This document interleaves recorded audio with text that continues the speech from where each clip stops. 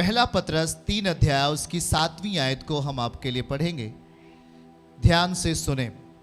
पहला पतरस अध्याय 3 आयत 7 हम आपके लिए पढ़ेंगे।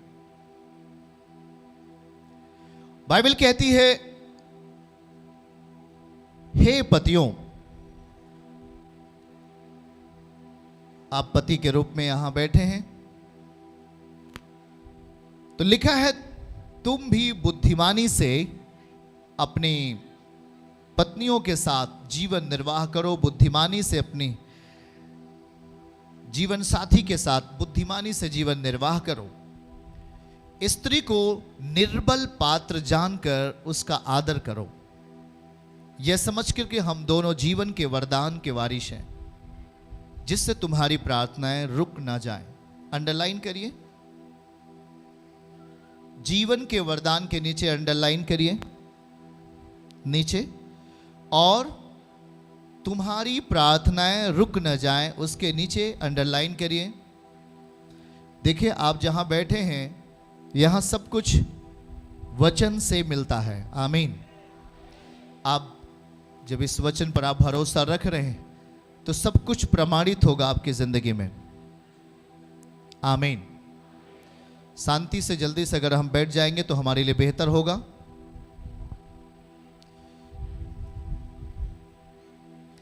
हालेलुया। हाथ उठा के बोलो, हमारे परिवार से निराशा दूर हो, अर्थात हमारा परिवार निराशा का शिकार न बने, गरीबी का शिकार न बने। हमारा परिवार स्वर्गीय स्थानों में रहकर जीवन व्यतीत करे। हमारा परिवार प्रतिफल से भरा परिवार रहे। हे प्रभु, मैं आज विश्वास करता हूं आपकी उपस्थिति में हमारा परिवार निराशा का परिवार नहीं होगा, बीमारी का परिवार नहीं होगा। हमारा परिवार आशीषों का परिवार होगा, परमेश्वर की उपस्थिति का परिवार होगा, यीशु के नाम में। आमीन। Thank you Jesus. हालेलुया।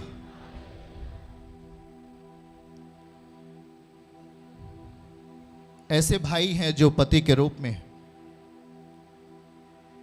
कई सालों से दुर्बलताओं के शिकार बने, कई सालों से समस्याओं का शिकार बने। ऐसे बहनें हैं जो पत्नी के रूप में यहां बैठी, वो कई बीमारियों का शिकार है और अपने परिवार में आनंद को खोकर बेचैनी के साथ जीवन को जी रहे हैं। सफलताओं को पाना चाहते हैं, असफलताओं में जी रहे हैं। आनंद को प्राप्त करना चाहते हैं पर वो आंसुओं के साथ जी रहे हैं। प्रभु कहता है, मेरा बेटा और मेरी बेटी, आज से तू अपने जीवन में भलाई को देखेगा। हालेलुया। याद रखो, हाथ उठा के बोलो, हे परमेश्वर, हमें आपका वचन पूर्ण मन के साथ में अपने हृदय में रखने के लिए मैं अपने आप को तैयार करता हूं। मेरी मदद करें। आज से मैं आपकी उपस्थिति को प्रतिफल के साथ में देखने वाला हूं, यीशु के नाम में। आमीन।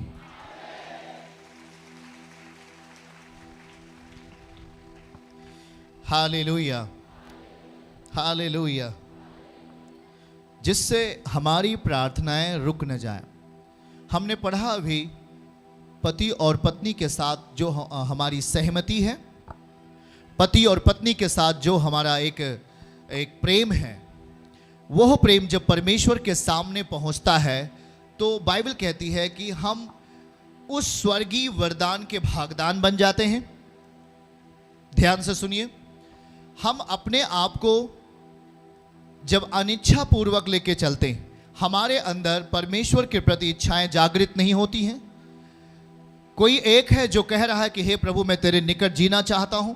कोई एक है जो कहता है प्रभु मैं तेरे साथ रहना चाहता हूं, मैं तेरे साथ समय व्यतीत करना चाहता हूं। पर कोई एक है जो कह रहा है प्रभु नहीं, मैं तेरे निकट नहीं आना चाहता। उसकी जिंदगी में अनिच्छा भरी हुई है, उसकी जिंदगी में परमेश्वर के प्रति इच्छाएं नहीं हैं। वो जीवन के वरदान से अलग किया हुआ व्यक्ति है। जीवन का वरदान या हम कहें डिवाइन प्लान से वो अलग किया हुआ व्यक्ति है। जब हम परमेश्वर के निकट आते हैं, हमें कहा जाता है हम विश्वास करें, निश्चय ही हमारे विश्वास के लिए कुछ पदार्थ दिए जाते हैं, या हम कहें सच्ची वास्तविकता, या हम कहें कुछ वस्तु दी जाती है जिस पर हम विश्वास करते हैं। क्या करते हैं? और वह एक वचन के रूप में होता है, वो एक वस्तु के रूप में होता है जो हमारे सामने, हमारे मनों में, हमारी आत्मिक दशा में डाला जाता है। और वो कहा जाता है कि हमें इस पर भरोसा रखना चाहिए, और जो हमें दिया जा रहा है वो एक प्लान है। बोलिए, वो एक योजना है, वो एक परमेश्वर की इच्छा है जो हमारे लिए दी जाती है। केवल हमारे लिए ही नहीं, परंतु हमारे पूरे परिवार के लिए। आमीन, आमीन। याद रखो कि वो परमेश्वर है जो अपने प्रिय पुत्र यीशु के नाम से हमारी जिंदगी में काम करता है, और वो हमें भरोसा दिलाता है 100%। वो हमें भरोसा दिलाता है 100% कि जब तू मुझे सही स्थानों में पुकारेगा, जब तू हमें विश्वास की इच्छाओं में पुकारेगा, विश्वास की आत्मा में तू मुझे बुलाएगा, मैं तेरी प्रार्थना सुनकर तेरे लिए आशीर्वाद दूंगा। आमीन, हालेलुया। याद रखना एक बात, शैतान का सबसे बड़ा गुस्सा उसके ऊपर होता है। वो कभी नहीं चाहता कि एक पति और पत्नी आपस में प्रेम से रहें। यह बात आपको जानना है। वो कभी नहीं चाहता कि एक परिवार एक सही परिवार के रूप में रहे, एक फले फूले और वो आनंद के साथ रहे। वो आपकी जिंदगी में कहीं ना कहीं दखल देता है, वो आपकी जिंदगी में कहीं ना कहीं कुछ कड़वाहट को डालने का प्रयास करता है। आपकी जिंदगी में वो एक अपना प्लान, शैतान अपनी योजना आपके भीतर डालने का प्रयास करता है, ताकि आप उस काम को जो आप कर सकने में सामर्थ्य बनना चाहते आप ना बन पाए। उसका एक प्रयास होता है। याद रखें, ये आदम से ये प्रयास शुरू था। आदम से परमेश्वर ने आदम को बनाया था, तो वो सोचा, आदम परिपूर्ण था, आदम पूरी तरह आत्मा से भरा हुआ था, वो ग्लोरीमय था, वो महिमामय था। पर परमेश्वर ने चाहा कि आदम को अकेला रहना अच्छा नहीं, उसने एक सहायक को दिया। जैसे आज आप एक सहायक के रूप में बैठे, हाँ, हम एक सहायक के रूप में बैठे। परमेश्वर हमारी जिंदगी के लिए एक सहायक देता है जिससे हमारी प्रार्थनाएं रुक न जाए, हमारी प्रार्थनाएं अलौकिक बने। आमीन कहो, अलौकिक। बोलिए एक दूसरे से, हमारी प्रार्थनाएं अलौकिक बने। क्या बने? अलौकिक। आमीन। इसलिए आज हमें उन बातों को ध्यान देने की जरूरत जिससे आपकी जिंदगी में परमेश्वर का डिवाइन प्लान प्रवेश करे। आमीन। बोलिए डिवाइन प्लान। हाँ, पति लोगों ध्यान से सुनो, आप आज यहां हो, अब से आप हमेशा यीशु के पास रहोगे। पत्नी लोगों हाथ उठाकर बोलो हालेलुया। चिंता मत करो, आपकी प्रार्थनाएं परमेश्वर ने सुन लिया है। आमीन। सुन लिया है परमेश्वर ने। आमीन। दिखाइए उस आयत को, पहला पत्रस 3:7 लिखा है, हम दोनों, आगे से हम पढ़ रहे हैं, लिखा है हम दोनों जीवन के वरदान के वारिस हैं, जिससे तुम्हारी प्रार्थनाएं रुक न जाएं।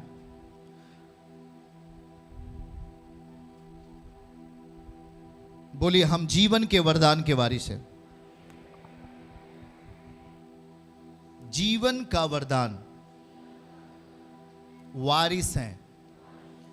आगे क्या लिखा है? जिससे तुम्हारी प्रार्थनाएं रुक न जाएं। इसका मतलब क्या है कि हमारी प्रार्थनाओं को रोकने वाला, हमारी आपकी प्रार्थनाओं को अधूरा रखने वाला एक ऐसा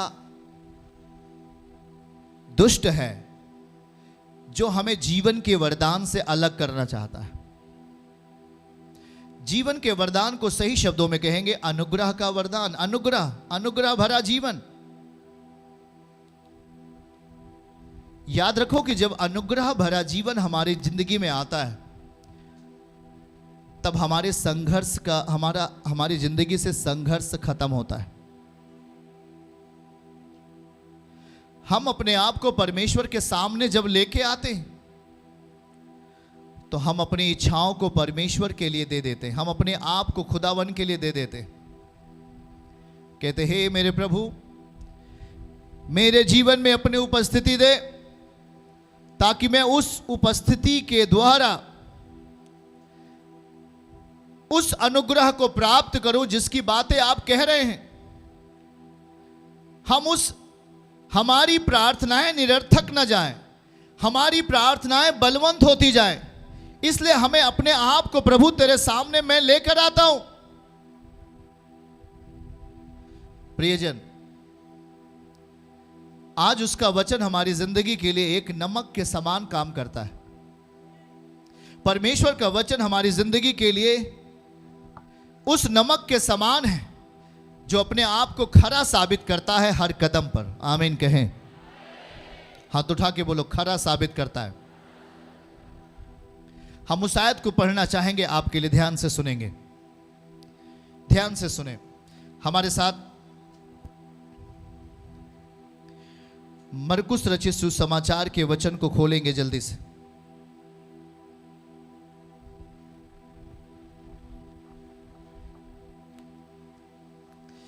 हालेलुया। मरकुस रचित सुसमाचार 9 अध्याय उसके 50 आयत को हम पढ़ेंगे। आप ध्यान से देखें।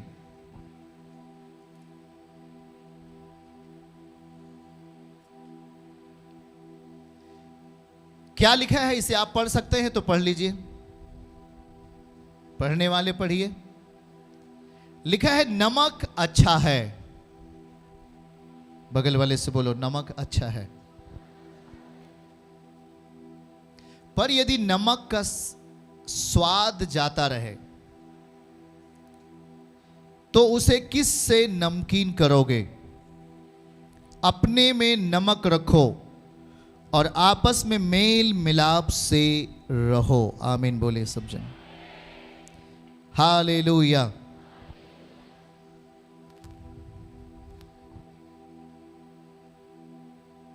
बाइबल कहती है नमक अच्छा है। बगल वाले से बोलो, नमक अच्छा है। क्या आप कह सकते हैं नमक खराब है?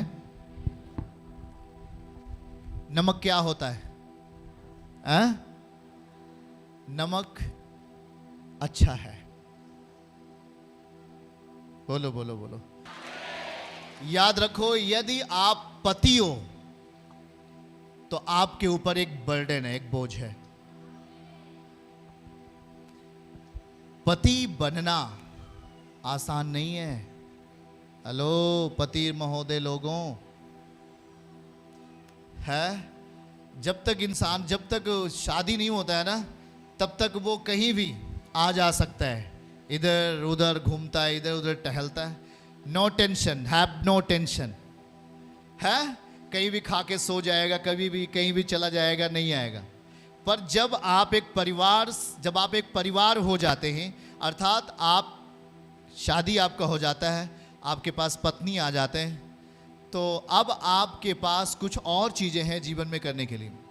याद रखो, जब आपके पास फैमिली आएगा तो आपके पास संतान आएगा। आमीन। आपके ज़िंदगी में परमेश्वर एक जिम्मेदारी को देता है, एक जिम्मेवारी को देता है। एक परिवार की जो एक हकीकत होती है वह है कि पति और पत्नी का एक दूसरे के प्रति एक स्वेच्छा, पति और पत्नी के प्रति एक आपसी मेल मिलाप, पति और पत्नी के प्रति एक दूसरे का बातों को आदान और प्रदान करना, ये सब चीजें दुनिया में चलती रहती हैं। पर ज्यादातर हम इस बात को देख पा रहे हैं कि ज्यादातर इस बात को कि आपके फैमिली में एक ऐसा मोड़ कभी कभी आ जाता है जब आप उन चीजों के प्रति अज्ञानता में रहते हैं, वो कौन सी चीज़ें हैं जो आपके परिवार में आकर आपको अज्ञानता का शिकार बना देती हैं? हम तो चाहते हैं अपने परिवार में ऊंचा उठना, हम तो चाहते हैं अपने परिवार में बरकतों को हासिल करना, हम तो चाहते हैं कि जैसा पड़ोसी बलवान हुआ वैसा हम भी बलवान हो जाए, हमारे भी पास ताकत आ जाए, हमारे पास भी नौकरी आ जाए, हमारे बच्चे भी आशीषित हो जाए। तमाम ऐसी आपके अंदर एक इच्छाएं होती हैं, होती कि नहीं होती हैं? एक पिता की जो एक भूमिका होती है, पिता निभाने वाला जो पिता की भूमिका निभाता है अपने फैमिली में, उसके पास एक बर्डन होता है, एक बोझ होता है, और वो जिस बोझ को लेके चल रहा होता है उसका एक उद्देश्य होता है कि हम अपने परिवार के लिए कुछ खास काम करें, अपने संतानों के लिए और अपने घर के लिए, अपने पत्नी के लिए, अपने बच्चों के लिए। हाँ या ना बताइएगा जरा। सबके पास अपना अपना एक पति की भूमिका निभाने वाले व्यक्ति के पास अपना एक बोझ होता है। हाँ, हम ये कहते हैं कि पत्नी पहले चर्च में आती है और वो अपने आप को परमेश्वर के लिए अर्पित करती है, पर पति कहता है कि मैं थोड़ा देर में जा सकता हूँ, या अभी मैं नहीं जा सकता, अभी मैं कल जाऊँगा, या मैं 1 महीने बाद चलूँगा, करके कुछ बातें ऐसी आती हैं। पर पत्नी लगातार उस विषय पर प्रार्थना करती है कि मेरे पति के जीवन में परमेश्वर तू अपनी उपस्थिति दे करके मेरे पति को भी अलौकिक दशा में होने दे। आमीन। याद रखो कि हम एक बात को आपको समझा रहे हैं कि एल्काना और उसकी पत्नी, जब हन्ना के पास कोई संतान नहीं था तो उसका पति हमेशा उसके साथ जाया करता था परमेश्वर के मंदिर में। वो कभी भी अकेले नहीं जाती थी हन्ना, वो जाता था साथ में। हालेलुया। और हन्ना एल्काना अपनी पत्नी से बहुत ही प्रेम करता था, या कहेंगे उनके अपने बच्चों से बढ़कर प्रेम करता था। आमीन। पर वो उस आत्मिक दशा को अपनी ज़िंदगी में कायम रखता था जिसके द्वारा उसकी ज़िंदगी में सब कुछ होने वाला है। आज आप यहाँ बैठे पर आप बहुत कुछ बातों की चिंताओं में हैं। मेरे बेटों के लिए, मेरे बेटियों के लिए, मेरे परिवार के लिए, मेरे जानवर के लिए, मेरे घर के लिए क्या होगा प्रभु? आप अपनी ज़िंदगी में परिणाम को पाने के लिए एक आशा रखते हैं, आप अपनी ज़िंदगी में कुछ सफल होने के लिए विचार करते हैं, और शायद वो रात में आपको नींद नहीं आती है और आप कहते हैं मेरे प्रभु मेरे बच्चों के लिए क्या होगा कल? आप आंसुओं के साथ होते। शायद कोई दारू पीकर है, मैं उससे नहीं कह रहा हूं, पर हाँ, एक व्यक्ति है जो शुद्ध कॉन्शियंस में बैठा हुआ है और अपने रात में उसको नींद नहीं आती है। प्रभु मेरी बेटी के लिए कल क्या होगा, मेरे बच्चों के लिए कल क्या होगा? हाँ, एक सच्चे पिता की भूमिका वो निभा रहा है। आमीन। सही है कि एक पिता होता है, वो सोचता है अपने परिवार की दशाओं के बारे में और सब कुछ पूरा करने का प्रयास करता है। हाँ या ना?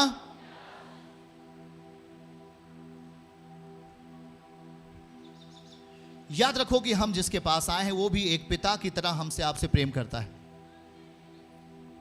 वो भी हमारा एक पिता है।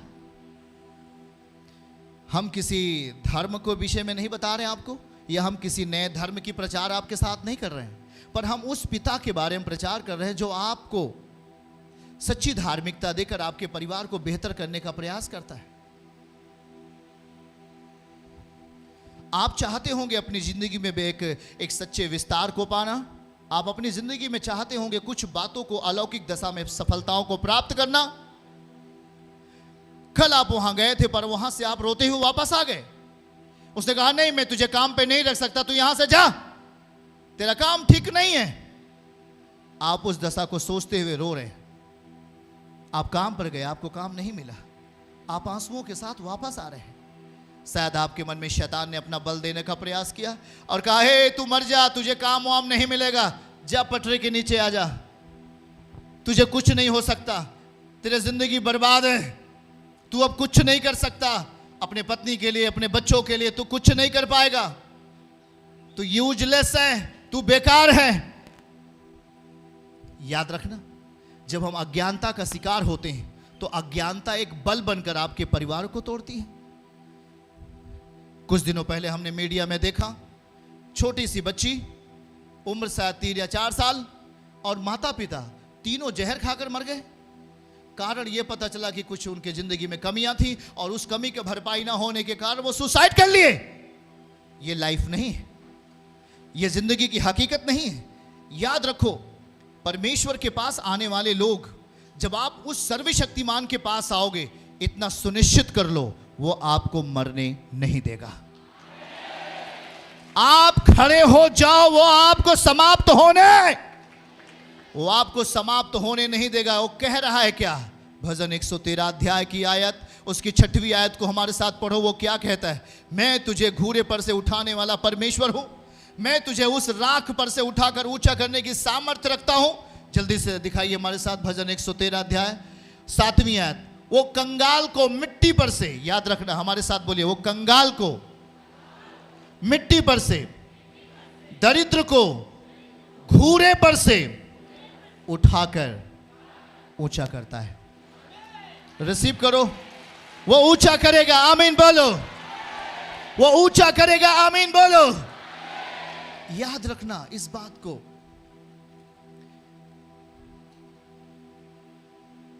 कुछ लोग ऐसे भी यहां हैं, शायद उनकी पत्नी को परमेश्वर ने उठा लिया, वो इनके साथ नहीं। कुछ पत्नियां ऐसी हैं, कुछ ऐसी बहनें बैठी हैं जिसके पति को परमेश्वर ने उठा लिया। चिंता ना करें,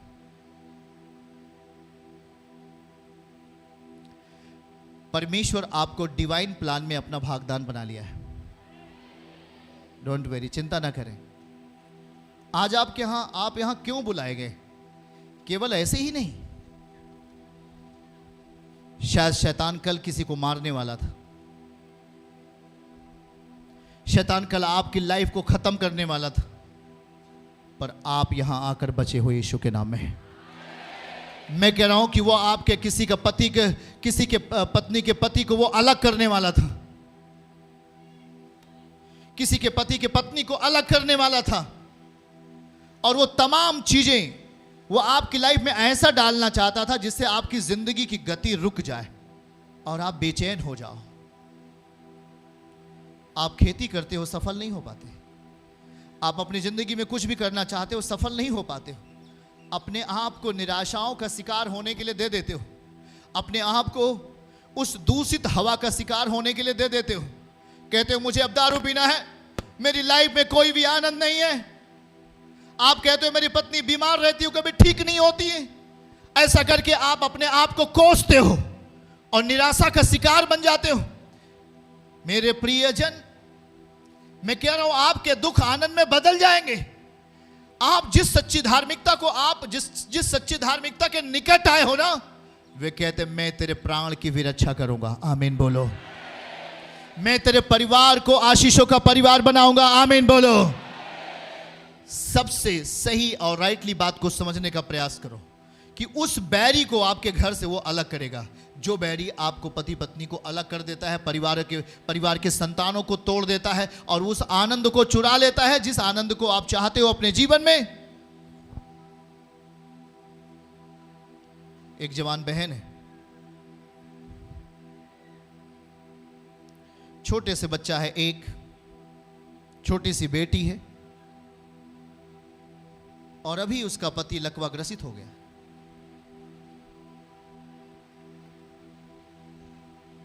वो अपने पति की आशा रखती है, मेरा पति कब ठीक होगा। आप कल्पना करो, छोटी उम्र है, 27-28 साल उम्र, एक छोटी बेटी हुई, पति लकवा हो गया उसका। संसार की दशा में जी रहा था। उसकी पत्नी आंसुओं के साथ है, कह रही थी आज 8 साल हो गए, मेरे पति की हालत बेकार है, लोग मुझे तमाम बातें बोलते हैं, उसे छोड़ दो, जाकर दूसरी शादी कर लो। ऐसे शब्दों को परिवार के लिए दिया जाता है, पर मैं अपने पति के प्रति विश्वास योग्य रहूंगी।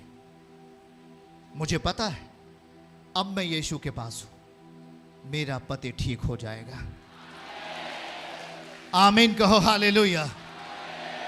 याद रखना प्रियजन, ऐसे में कई लोगों को सुना हो, देखा भी हूं, जिस बात का अंगीकार करके आप पति और पत्नी के रूप में बने, वो बातें आप में अब कहां रही। जिस पत्नी के साथ जीवन जीने का आपने वादा किया, वो वादे अब कहां रहे। याद रखना इस बात को कि जब आप एक परिवार बन चुके हो, तो आपको जरूरत है एक अलौकिक शक्ति की, एक अलौकिक बल की हमें जरूरत पड़ेगी, क्योंकि इस संसार का जो शैतान है वो आपको सही से रहने नहीं देता। बाइबल इस बात की गवाह है, वो आपके आनंद को देखकर चिढ़ता है, वो आपको अपने दशा में लाने का प्रयास करेगा। शैतान पाप की दशा में लाने का आपको प्रयास करेगा। बगल वाले को बोलो, भाई सुन रहे हैं आप? हालेलुया। क्या हमारी बातें आप सुन रहे हैं? शैतान हमेशा आपको पाप की दशा में लाने का प्रयास करेगा। आप अपने कर्तव्यों को पत्नी के प्रति कैसे निभा रहे हो? आप अपने वादे को अपने पत्नी के प्रति कैसे निभा रहे हो? और एक पत्नी है अपने पति के प्रति उस लाइफ के जो अंगीकार की बातें थी उसको कैसे निभा रहे हो? याद रखना है कि हमारे आपके बीच में एक ऐसा वरदान शामिल है जिस वरदान के द्वारा हम अपनी जिंदगी को और हमारे आने वाली नस्लों को परमेश्वर आशीषों में भरते हैं। आमीन, आमीन, हालेलुया। इस बात को हमें ध्यान देने की जरूरत है। अगर आज आप पति और पत्नी के रूप में यहां बैठे हैं, एक विश्वास करने वाले एक संतान के रूप में आप यहां बैठे, आपको एक बात अपनी जिंदगी में स्वीकार करना पड़ेगा कि परमेश्वर मेरी जिंदगी को तू सही कर सकता है। यीशु, आप मेरे जीवन को सही कर सकते हैं। मेरे परिवार के संतानों को आप सही दिशा दे सकते हैं।